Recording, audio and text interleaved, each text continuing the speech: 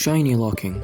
A shiny locked Pokemon is when Pokemon are impossible to be obtained or caught as a shiny. This mainly happens to certain legendaries, mythicals, and special event Pokemon like Ash Greninja or Ash's Pikachu. Shiny locking was implemented in Generation 2 when shiny Pokemon were introduced for the first time. This was probably added to combat hackers and people exploiting the game through save file editing. And while I think this is a dumb excuse of locking shinies, Game Freak could just not shiny lock them, as if they're gonna be released, you might just do it now. Removal of the PSS.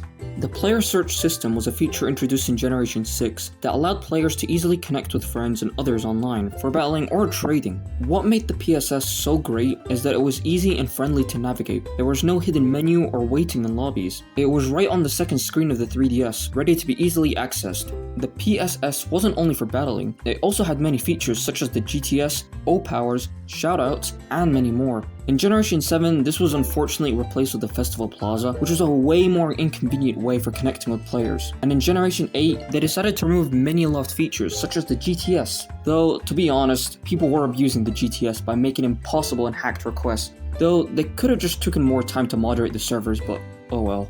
Removal of the Battle Frontier. One of the most disappointing removals on this list. The Battle Frontier was a special Pokemon League that was introduced in Pokemon Emerald and added to Pokemon Platinum and Heart Gold and Soul Silver. It was a post-game area that added several battle facilities where the player could take on a variety of different challenges. These included the Battle Factory, the Battle Arena, and the Battle Arcade. What made the Battle Frontier so special is that it added a lot of strategy and difficulty to Pokemon battling, which Game Freak struggles to create difficult Pokemon games these days. It also just gave the player so much content to explore in the post-game. Sadly, Pokemon fans can always have good things because the Battle Frontier never returned to the main series games. In ORAS, we got a little sign that said, "The Battle Frontier project has started," which was Game Freak's way of saying, "You're not getting anything."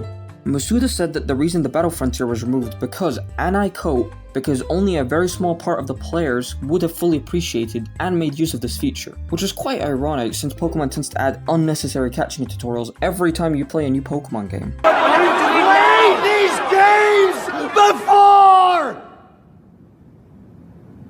I said I played these games before! Removal of Mega Evolution. In Generation 6, we were introduced to Pokemon's first and most loved mechanic of all time, Mega Evolution. This would temporarily transform the Pokemon into a more powerful version with new stats, abilities, and typing. It was added as a way to shake up the competitive scene, and we have been receiving new Megas all the way up to ORAS. But since Generation 7, Game Freak has stopped creating new Megas, and in Generation 8, they completely vanished from the main series games. This caused a lot of fans to be upset with this decision, as Mega Evolution was one of the most exciting and loved mechanics of all time. After all, they were one of the reasons the Pokemon XY anime was so great. After 6 years, all hope seemed lost until Pokemon Legends ZA came out. This time, Game Freak finally listened and not only brought back Megas, but have also added new Mega Evolutions to the franchise. With Pokemon Champions set to release in 2026, it looks like Mega Evolutions are finally here to stay. Dexit. Probably one of the most controversial and worst decisions in Pokemon history.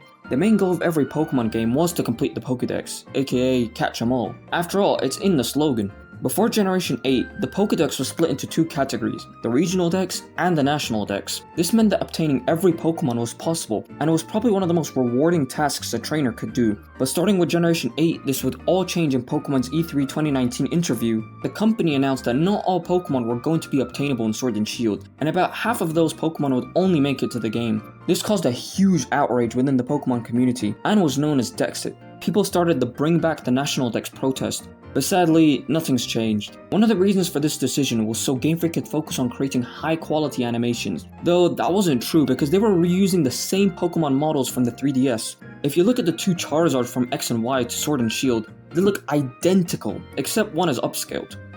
Removal of the EXP share toggle.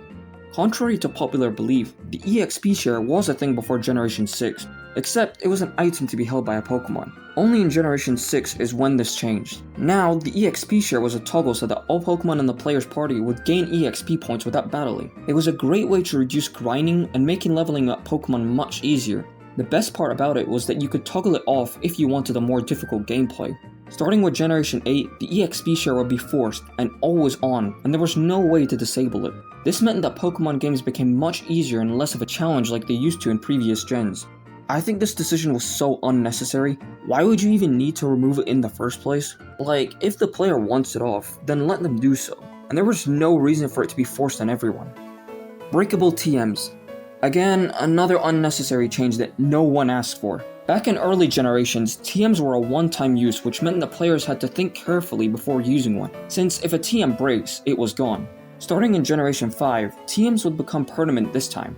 This was an appreciated and great quality of life decision, as it now gave players the freedom to teach Pokemon moves without the risk of losing a TM. This feature would stay in Pokemon games up until Brilliant Diamond and Shining Pearl, who then out of nowhere decided to make TMs break again, which was a massive downgrade to the game. It doesn't help the fact that this was also a thing in Scarlet and Violet, which made TMs obtainable by crafting them with Pokemon materials. This made TMs a lot more grinding and just worse for the player.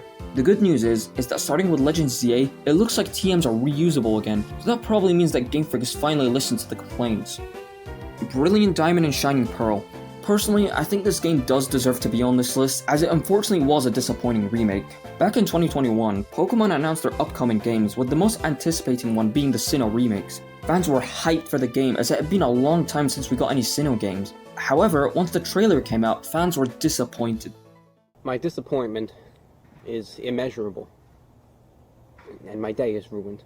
You see, Game Freak didn't work on the game, and instead handed it out to Ilka so they could focus on Legends Arceus. The game had a chibi art style, which was a downgrade from the previous games. There was no Platinum content, no Battle Frontier, and the game was filled with bugs and glitches. The worst part about this was that Ilka was given a very tight schedule, which could have been the reason why the game came out rushed and unfinished. In fact, there was lots of concept art for this game, which looked vastly different than the finished game we got. If only this game was given more time, maybe it could have turned out better. Releasing rushed games. Starting onto the Switch era Pokemon games is when fans say the games have dipped in quality, and it was true. It's been well known that every year, fans would be getting a new game every single year, and every 3 years for the next gen games. However, this pattern can't last long, as games on the Switch are more complex with higher graphics and requiring more time to develop. Unfortunately, Game Freak likes to cut corners, which in turn gives out lower quality games. The reason they do this is because the TCG, games, and anime give the company lots of money, and if you're cutting more corners and releasing new stuff every year, then fans will obviously want to buy it. This idea of quantity over quality makes Pokemon games underdeveloped and rushed. Scarlet and Violet were infamous for this. There was broken cutscenes and lots of lagging, especially in Cassiora Lake and Tagtree Thicket. The only way we can get high quality games is if Game Freak stops giving us new Pokemon games every year, and instead focusing more on the quality over the quantity. Lock in post-game content behind DLC. Back before Generation 8, Pokemon games would follow a pattern, releasing the 2 main series games and then release the enhanced 3rd version the year later. This became a staple in Pokemon games all the way until Sword and Shield when it introduced DLC. Instead of spending $60 on the first game and another $60 on the 3rd version, fans can now spend only $30 for extra content without starting a new save file. The idea was great, but the execution was terrible. Game Freak saw DLC as an opportunity to just lock post-game content out of the base game and instead charge $30 for them. Pokemon games used to come with great post-games. One iconic one is the Delta episode, which was an entire arc. This abusive content became so bad that we got a DLC announced before Legends ZA came out, and as a day one purchase too. It also doesn't help with the fact that games are getting pricey now, and for players to be able to finish the entire story, they have to pay much more just to get content that used to come free with the base game. If you enjoyed this video and want to see more videos like these, be sure to hit that like and subscribe button, and with that out of the way, I'll see you guys next time.